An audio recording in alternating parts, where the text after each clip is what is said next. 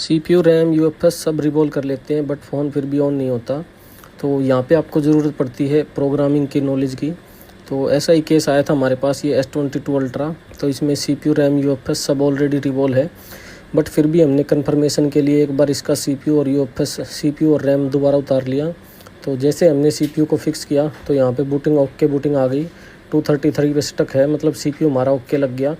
उसके बाद जैसे हमने रैम को लगाया तो फ़ोन चालू हो जाना चाहिए था, बट ये यहाँ पे 275 के अराउंड स्टक हो गया। तो अब अपने को ज़रूरत पड़ेगी यहाँ पे UFS को प्रोग्राम करने की। तो सबसे पहले हमने UFS को F64 में कनेक्ट कर लिया है। तो यहाँ पे कोई भी एरर अपने को देखने को नहीं मिला, बट फिर भी हमें UFS प्रोग्राम करनी पड़ती है।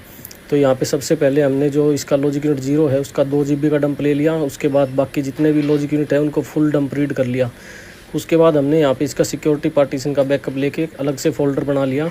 उसके बाद यहाँ पे लॉजिक यूनिट सारे जो भी हैं इरेज कर देंगे उनको।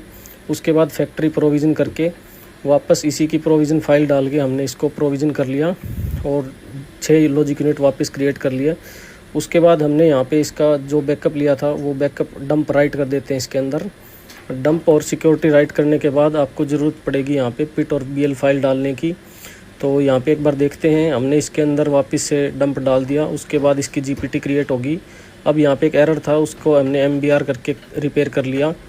उसके बाद यहाँ पे इसके अंदर पिट और BL फाइल डाल देते हैं। तो ये हमने फ़ाइल डाउनलोड कर रखी है, उसके अंदर से हमने पिट फाइल उठा ली, उसके बाद BL फाइल, और अब इसको राइट कर देते हैं। तो पहले आपको देखना है कि कितने पार्टीशन यहाँ पे लोड हुए। तो यहाँ पे मेरा 34 पार्टीशन लोड हो चुके हैं और ये पार्टीशन इसके ऊपर सारे राइट हो चुके हैं।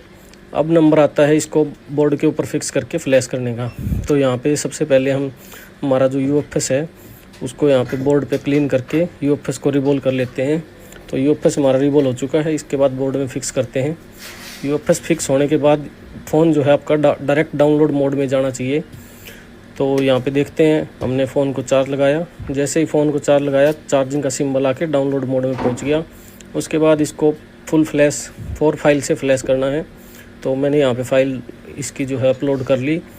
उसके बाद इसको फ्लैश करते हैं और देखते हैं हमारी प्रॉब्लम सॉल्व होती या नहीं। तो देखिए फ्लैशिंग हमारी कंप्लीट चालू हो गई है। उसके बाद सुपर फाइल में थोड़ा टाइम लेगा, उसके बाद बाकी जो भी फाइलें हैं उनमें टाइम नहीं लगेगा। तो यहाँ पे सुपर फाइल हमारी राइट हो चुकी है। उसके बाद सारी फाइलें राइट होगी और फ़ोन जो है एक बार रिकवरी मोड में गया, वहाँ पे आपको फैक्ट्री इरेज कर देना है। उसके बाद फ़ोन जो है कंप्लीट ऑन हो जाएगा। तो यहाँ पे देखिए फ़ोन हमारा जो है कंप्लीट